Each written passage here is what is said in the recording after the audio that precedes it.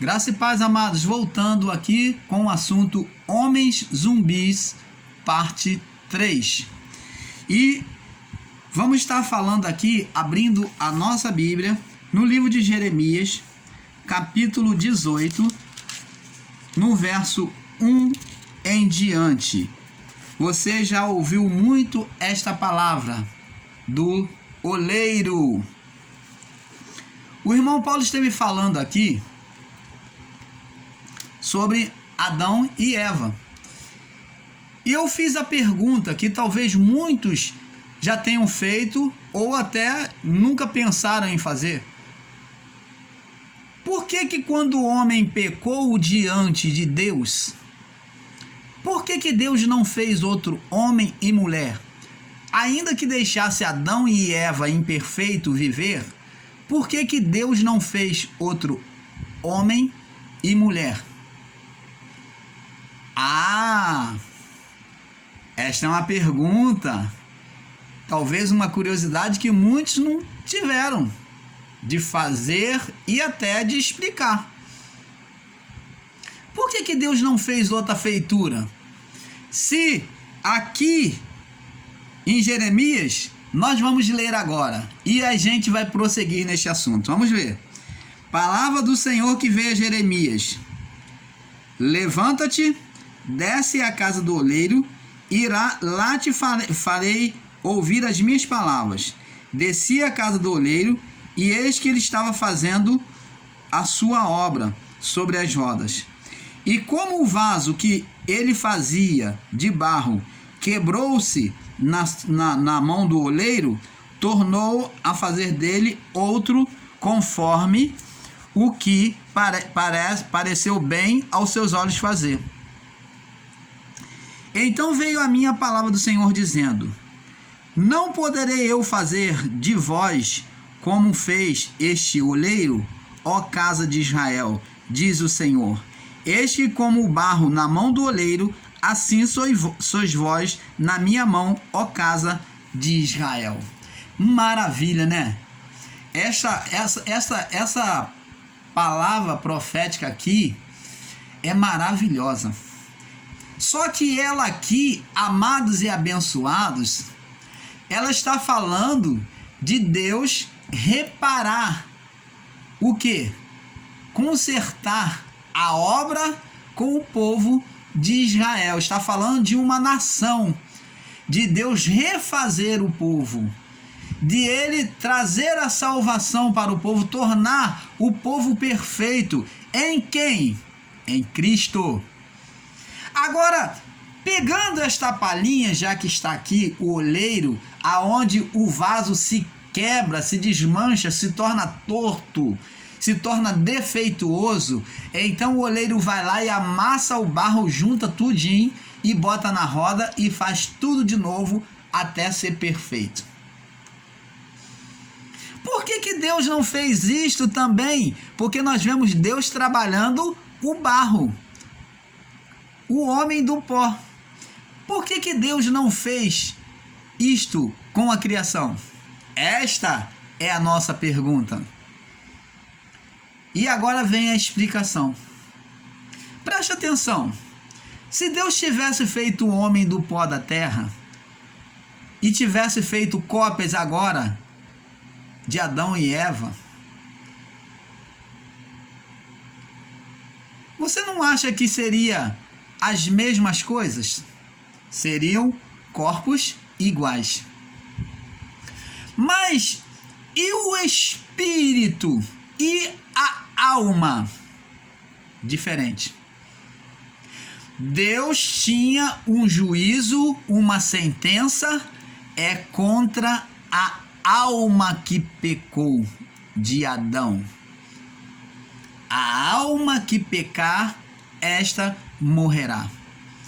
O problema de Deus nunca foi com o vaso, com o barro, com o corpo. O problema de Deus foi com o espírito opositor criado pela alma humana. Por isso, ele não o fez outros. Por isso, ele não destruiu Adão e Eva, porque o espírito opositor iria permanecer. E Deus tinha que sentenciar o castigo em alguém no corpo, na alma. Quando a palavra de Deus diz que a carne luta contra o espírito, está falando da carne, o cerebelo, a mente que está ligada ao corpo e não ao corpo físico em si. Está falando da mente, iluminação, da imaginação, me perdoe, da imaginação que está ligada ao corpo.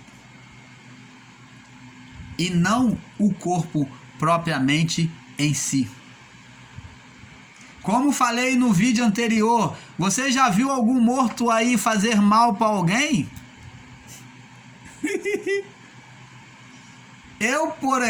Pelo menos eu nunca vi algum morto levantar da sepultura e sair faqueando, sair matando, sair adulterando, sair cometendo torpezas e malignidades. Eu nunca vi um morto fazer mal. E as pessoas têm medo de corpos mortos. Morto não faz mal para ninguém, mas a malignidade está na mente, na alma humana, e é a isto que Deus vem sentenciar o castigo em Cristo, o seu Filho, o segundo Adão. A partir do pecado adâmico, todos aos olhos de Deus, até o juízo, eram considerados mortos espirituais. Por mais que Deus tratasse com eles, buscando a salvação, mas o seu estado original, aos olhos de Deus, eles estavam mortos.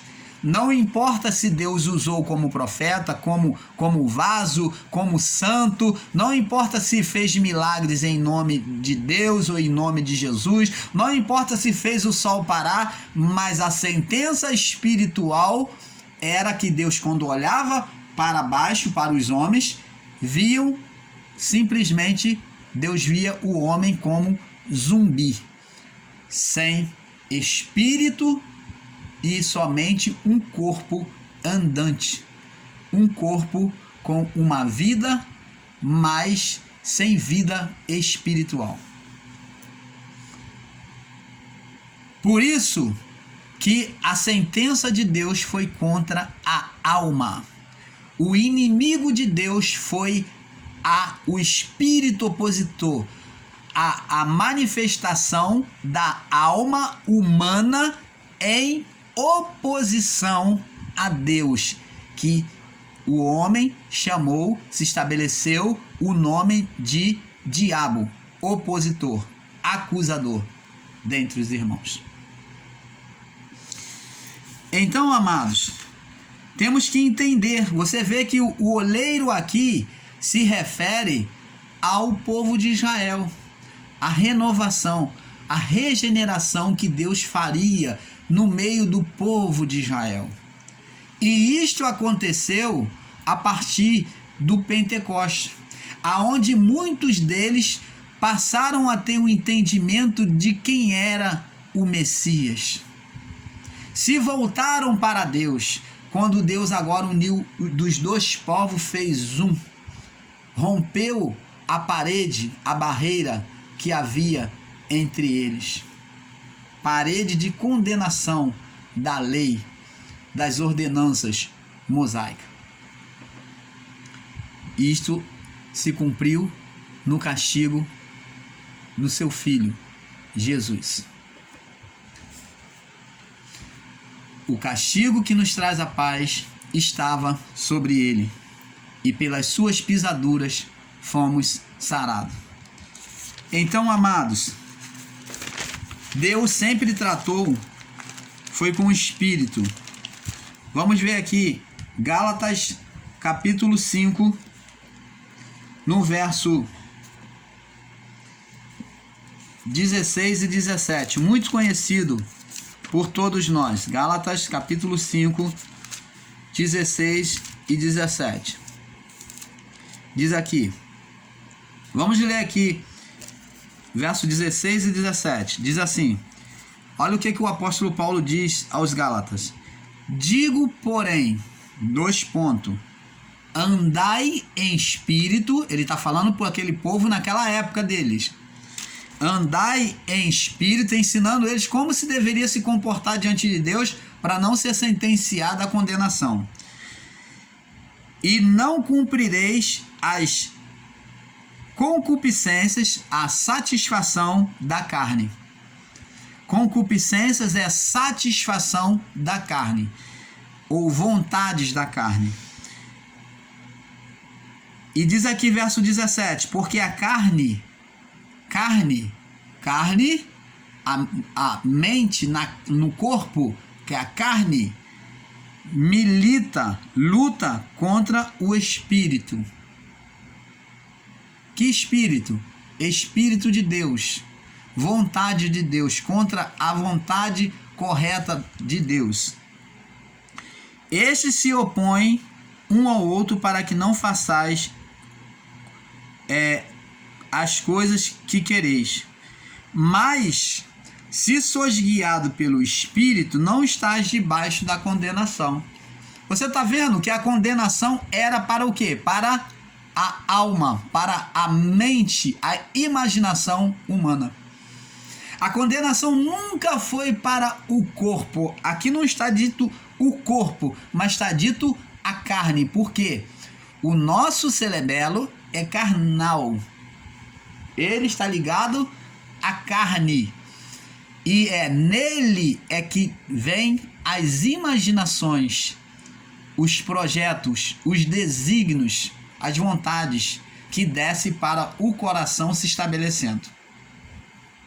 Então a luta de Deus sempre foi contra a imaginação do homem, como lemos lá no início de Noé. Porque a imaginação do homem é má desde a sua meninice. A imaginação do homem é má desde a sua meninice. E diz aqui, porque as obras da carne são manifestas. Você vê que aqui está falando de atitudes não palpáveis. Você não pega o adultério. Diz aqui, qual são? Adultério, fornicação são obras, atitudes manifestas. Impureza, lascívia, idolatria, feitiçaria, inimizades, contenda, ira. Você não pega a ira, você não pega ciúme, você não pega nada disso. São sentimentos que acontecem na mente do homem.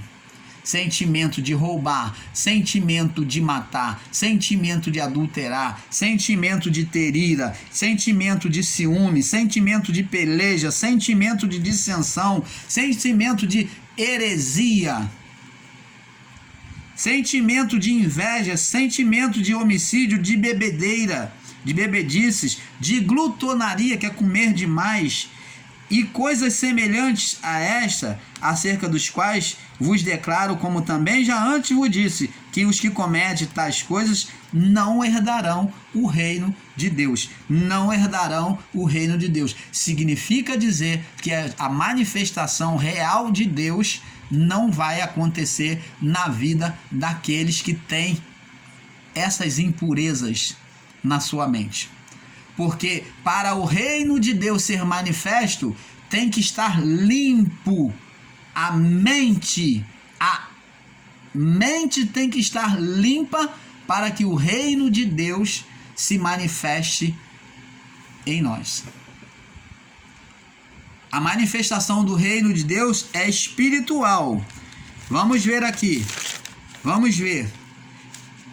Em João capítulo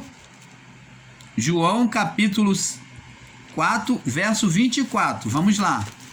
João capítulo 4, no verso 24.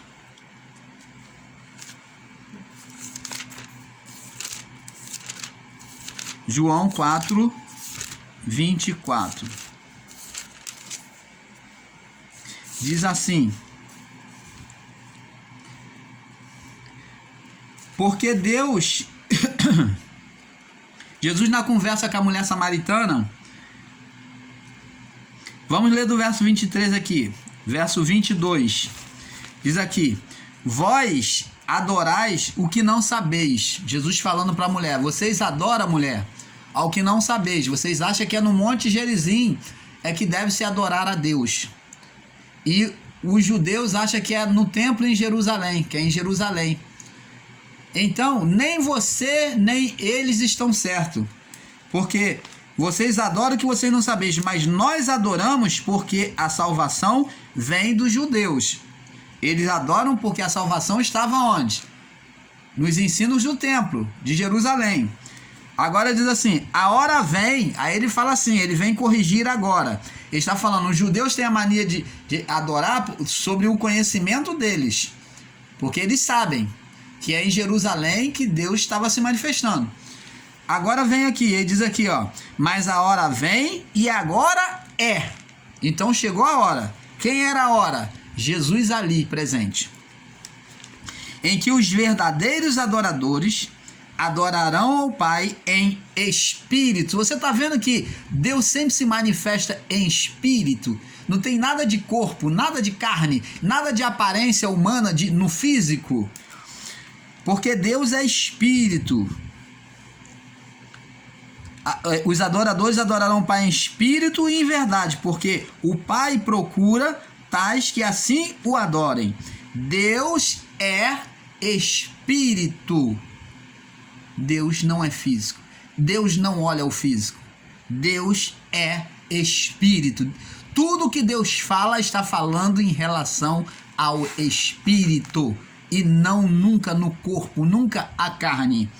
Deus é espírito, e importa que os que o adoram, o adorem em espírito e em verdade. Então a adoração é em espírito e em verdade. Deus é espírito. Temos que entender isto, amado. Temos várias referências que eu não vou estar aqui para não alongar muito, mas eu vou passar para vocês. Aqui Jeremias capítulo 20 do verso 12, Mateus capítulo 6 verso 8, João capítulo 21 verso 17, mostrando que a manifestação de Deus é para a alma, para o espírito. Atos capítulo 15 verso 8, 1 Tessalonicenses capítulo 2 verso 4, Hebreus capítulo 4 verso 13, Apocalipse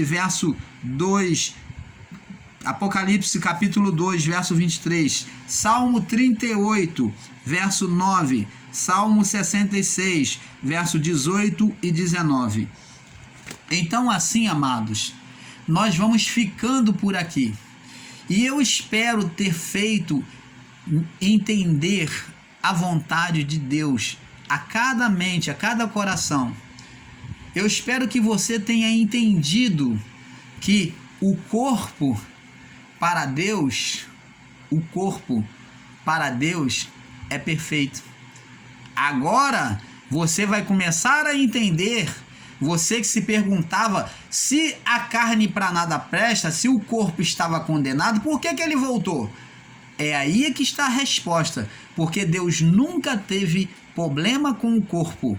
O problema de Deus era com a alma, com a mente, a imaginação do homem que criou um espírito opositor. Por isso que Deus, na sua glorificação por meio do seu Filho, traz o corpo de volta, o corpo permanece. Então permanecem essas duas coisas, ainda o corpo e o espírito, e ele coloca neste corpo agora, não tendo mais alma, a alma tendo sido condenada em Cristo, ele agora coloca neste corpo o seu próprio espírito para dominar, para permanecer na nossa mente. Mas agora, irmão Paulo, mas como é que o homem continua fazendo atrocidades? Então, a mente é a mesma. Só o que pode mudar na mente são os pensamentos. Quando eu dou ouvido à voz de Deus, eu me torno totalmente espiritual. Mas o corpo, que é o templo, a morada de Deus, o santuário de Deus, agora Deus habita no nosso corpo, independente do que ele faz. Se a minha mente comete torpeza, malignidade, se eu na minha mente deixo descer o coração, aplico em praticar ação maligna, então eu vou pagar no corpo. Porque aquilo que o homem semear, ele também ceifará nesta vida. Vivemos na manifestação do ministério do Espírito, onde é corpo e espírito. O que se faz no corpo se paga, o que se semeia no corpo, Paulo diz que no corpo se colhe. E o que se você semear no corpo corrupção, você vai colher corrupção. O que se semeia no corpo, colhe-se corrupção. Você vai se corromper, vai sofrer o dano do corpo. O que se semeia em espírito, se colhe como em espírito, como glorificação em Deus. Então, o que acontece, amados? Temos que entender esse mistério. O homem, ele pode fazer tanto bem quanto mal. Em Deus não há nenhuma condenação. Você permanece filho de Deus, independente do que você faça, independente da sua religião, independente das suas atitudes, mas o que você fizer no corpo, você vai pagar no corpo. O que você semear nesta vida, você vai colher nesta vida. Eu costumo dizer e ensinar que o ministério do Espírito é uma terra fértil. Que o que você semeia, você colhe. Então, tenha cuidado, preste atenção nos seus pensamentos, nas suas atitudes. Busque semear sempre coisas boas, coisas corretas diante do Pai, para que o fruto dela amanhã, daqui a algum tempo, porque existem sementes, existem semeaduras que não se colhe de imediato, mas vai se colher bem mais tarde. Às vezes a pessoa não vê nada acontecer de imediato, mas quando vem o mal até ela, ela vai falar: ah, meu Deus, mas agora que eu estou em paz com Deus, vem o diabo. Não, porque você semeou e agora você está colhendo na carne. Então, amados, que possamos compreender que homens de Adão até o juízo foram zumbis, almas condenadas diante de Deus. Eram homens sem espírito, com espírito, sem espírito, estavam mortos. Mas hoje nós temos o corpo sem condenação, o corpo sem condenação também. É mais uma que você aprende. Deus não condena o corpo, você aprendeu isso hoje, e o Espírito de Deus em você. Independente do que você faça no corpo, Deus não condena o corpo. O corpo se sentencia a si mesmo. Então, sobre esta palavra, amado, medita. Se você tem dúvida, pega aí as referências, estuda, busca o seu próprio entendimento e eu tenho certeza que você vai poder dizer: é verdade. Assim seja. Então, amados, fique na paz. Que a paz de Deus, que excede todo o coração e entendimento, esteja em cada um de vocês. E não se esqueça, um pouco aqui, um pouco ali. Assim vamos crescendo em graça, na graça de Deus. Paz.